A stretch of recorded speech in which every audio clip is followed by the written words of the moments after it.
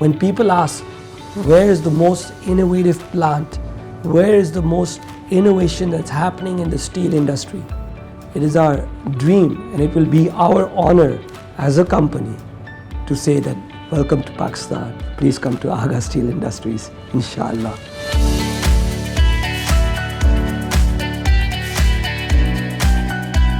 We are steel makers and we love making steel.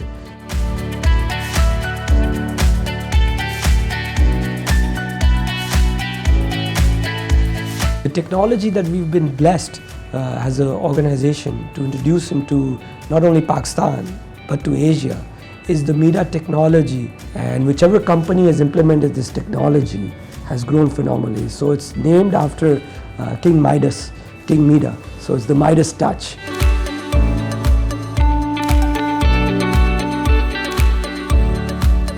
I believe this is the first time in many decades in Pakistan where we have almost every fabric of our society that is now aligned for growth.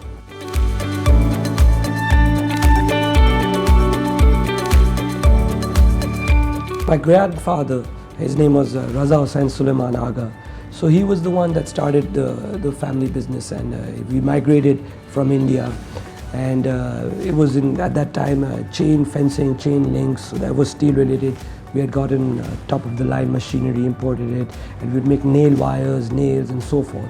And then the second generation, which would be my father and his brothers, they set up the first electric arc furnace in Karachi, which was from Siemens, so that's unbelievable technology. And then they got in the wire rod semi-automatic mill in Pakistan. It's wonderful to note that we've had the honor to bring in unique technologies into our country that has helped create jobs and has helped stimulate the economy and move it forward. And we hope to continue that journey with the same vigor and passion.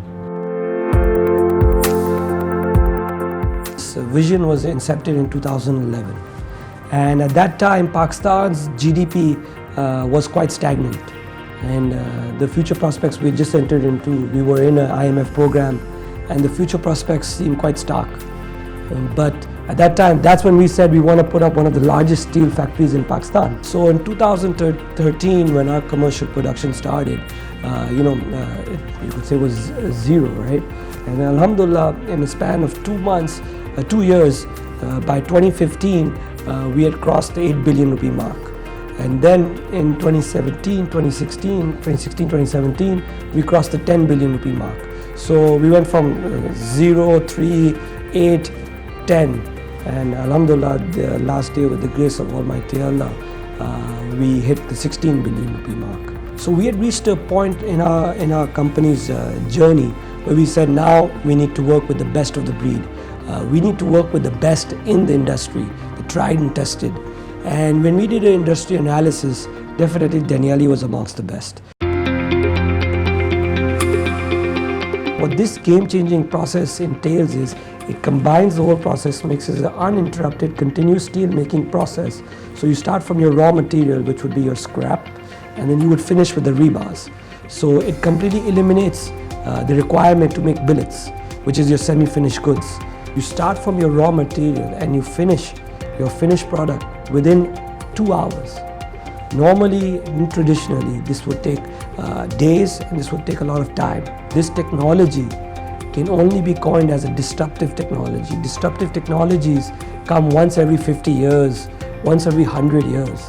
So you have in the United States, there's a company called CMC. So in 2010, they started this technology as the founders of this technology. And today they have more than 6 of these plants, over 1 million tons in manufacturing. Egypt, this plant came into Egyptian Steel. Now Egyptian Steel was not doing much steel, but they started this project in 2016, and today they have 2, and they're also doing above 1 million tons. It's really a disruptive technology.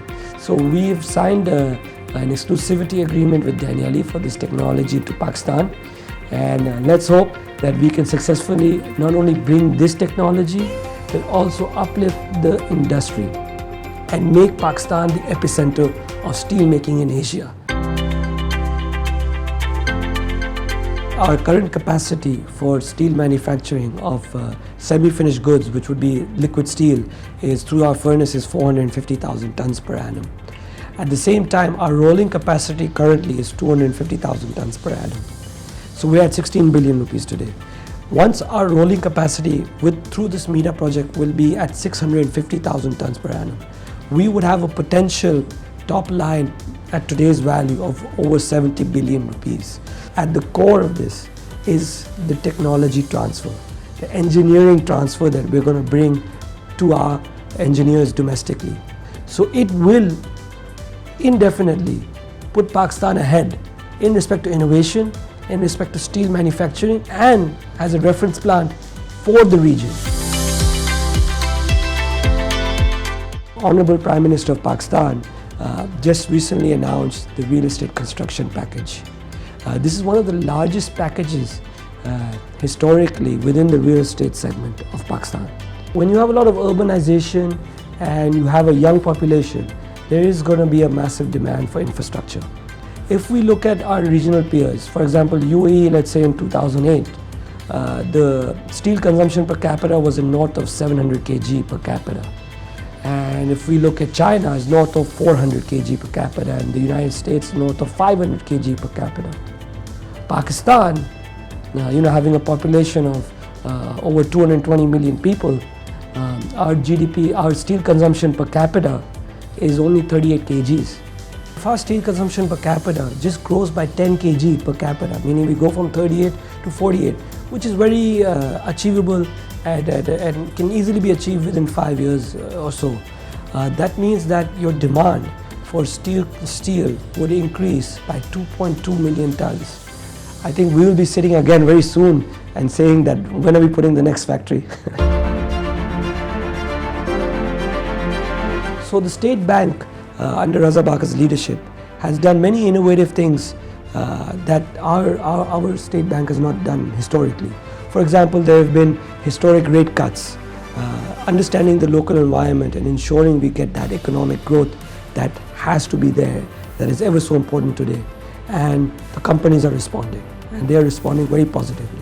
For example, the State Bank of Pakistan recently launched a turf package. Now this is a package that gives subsidized financing for BMR activities or expansion projects or new projects, greenfield also. From a steel perspective on the ground, we are witnessing a lot of growth. New factories are being developed, new people are venturing into businesses, conducting BMR activities. So not only do we have a CPEC based growth, but at the same time, this is now starting to become a homegrown, inherent growth that is so much more sustainable for our country. One of the things that make us feel good that as an organization is giving back. And that's something that's very important, because we are giving back of what we are custodians of. It's not something that we own as a company, because that's wrong. We are just custodians of certain assets, of certain commodities, and we like to give back as much as we can. And Alhamdulillah, with the grace of Almighty Allah, our organization has put up dialysis centers across the city under the name of Agha Dialysis Centers, where we provide free of cost dialysis to the needy. And we hope to rehabilitate them and bring them back into the fabric of society by ensuring they get jobs and becoming positive contributors to society. The advice I have to my younger self would be that things don't happen overnight, and success takes time, and the definition of success always changes with time and perception, but values will always remain. And the advice I would give to my younger self is maybe sleep a little more and don't work so hard.